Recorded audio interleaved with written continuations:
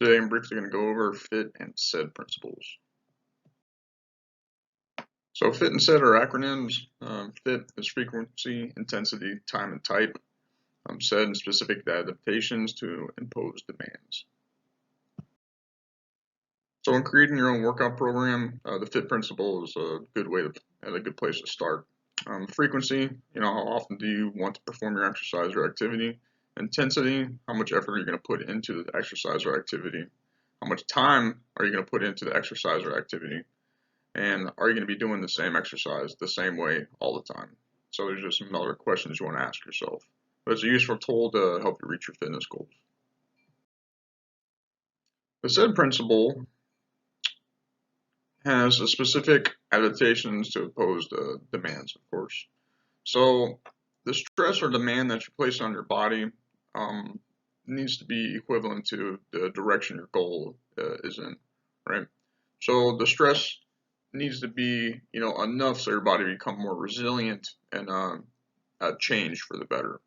So imposed demands, you want to progressively increase that said stress, and demand needs to be high enough to elicit an adaptation to occur. So your goal is a determinant factor on what the stress is and how much it'll be. So using the FITT principle, this is end up having just one example here. So you want to do a 5K run, but you can't run that far and never ran over 1 mile in your life. So you don't run now and haven't been sedentary for a couple of years. Okay, happens to everybody. So you start walking to try to get using the FITT. You start walking 3 days a week for 20 minutes. As time goes on, you increase your walking time and eventually move into jogging and work towards your goal of running a 5K.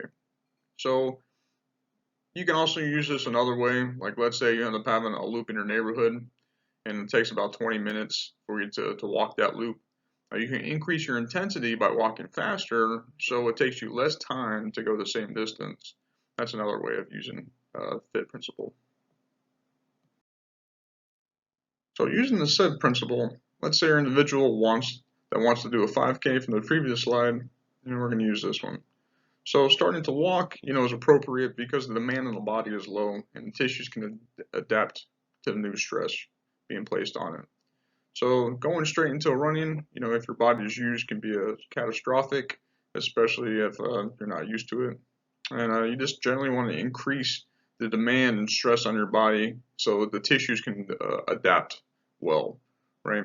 So if you end up, running right away and you're not used to running, it's a great likelihood to pull a muscle or maybe end up having some other kind of joint pains or issues, and your body can't remold itself and get bigger or stronger, for that imposed demand that you're being placed on it.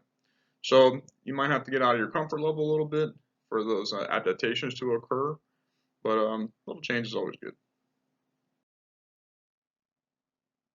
So you want to use both of these principles, figure out what your goal and what you want your outcome to be.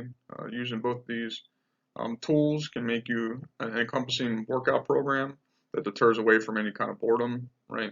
FITT is more general, so at least you can end up getting a basis of what you want to accomplish and end up having a broad scope, to do that. And SAID is more specific, for the adaptation that you want to occur. And you can kind of use a reflection of both to make sure your demand is high enough so it will elicit that change. Great. Thank you for watching.